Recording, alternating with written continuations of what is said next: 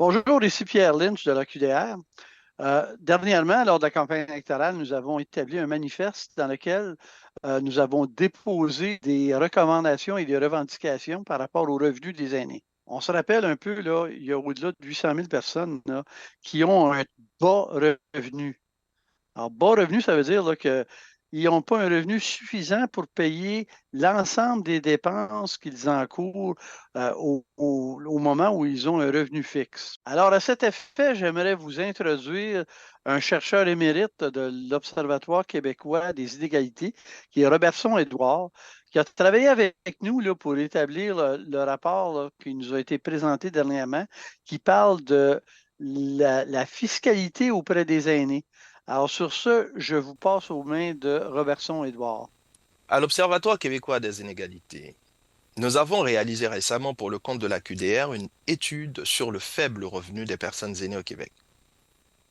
Nous avons constaté que quand on utilise la mesure officielle de la pauvreté, c'est-à-dire la mesure du panier de consommation, on peut avoir l'impression que le faible revenu a reculé parmi les personnes aînées au Québec. Cependant, quand on utilise le seuil de revenu viable, établi en moyenne à 26 574 dans la province, on obtient plutôt des résultats alarmants.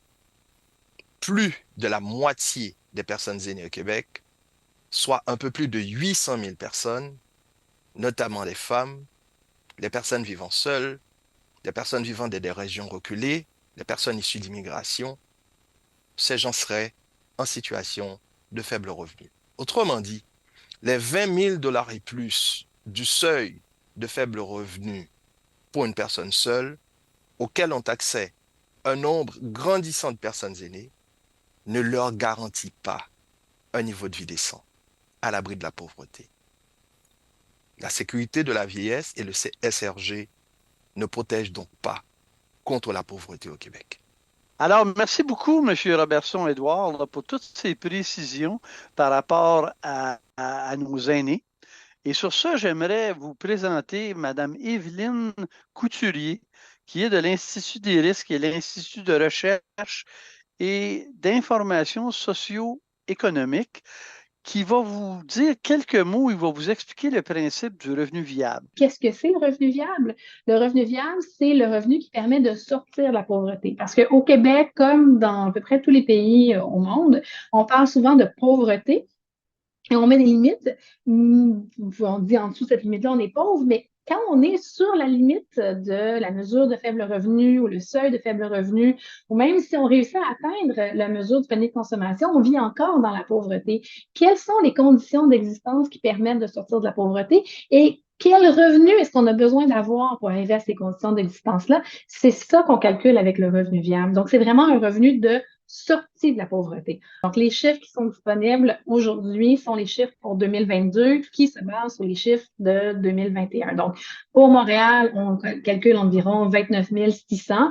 C'est un coût qui est relativement élevé en raison du loyer, mais qui est diminué parce que à Montréal, c'est possible d'avoir une passe d'autobus, d'avoir une passe de transport en commun. Donc, on n'est pas obligé d'avoir une voiture quand on est une personne seule. Merci beaucoup, Mme Couturier. Présentement, ce que je voudrais vous apporter, c'est que l'OQDR a mis en place des moyens pour être capable là, de faire valoir les droits des aînés au niveau du revenu. Et on a aussi recommandé des solutions. Dans les moyens qu'on a proposés au gouvernement, on leur a fortement recommandé de, d'agir principalement sur les mesures fiscales parce que c'est une façon plus adéquate et plus efficace de modifier le revenu. Puis ça n'a pas d'impact sur la mounillette qui est en place au niveau du supplément de revenu garanti. À l'encontre de ça, les mesures fiscales, ce qu'elles font, elles ne sont pas considérées comme un revenu.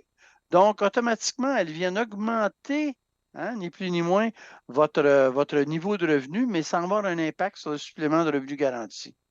Alors, par exemple, là, dernièrement, à cause des pressions qu'on a fait sur le gouvernement du Québec, bien, vous avez vu une augmentation du crédit d'impôt au niveau de l'âge, là, qui est passé de 280 à 2000.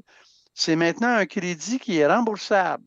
Ça veut dire que dans votre cas, si vous avez pas de revenus et vous ne payez pas d'impôts, mais ça va être un retour d'impôt. Puis un retour d'impôt pour vous, ça va représenter un revenu supplémentaire. Donc, si vous aviez un revenu de 21 000, avec le 2 000, ça va vous donner 23 000. Alors, rendons les crédits non remboursables remboursables, mais soyons précis dans la façon dont on va cibler les gens qui sont éligibles à obtenir ce crédit remboursable-là. Sur ce, je crois que j'ai très bien, en tout cas, je vous ai mis la table là, sur qu'est-ce que l'OQDR fait pour défendre vos droits au niveau du revenu. Et je vous encourage de vous-même vous mobiliser pour défendre vos droits.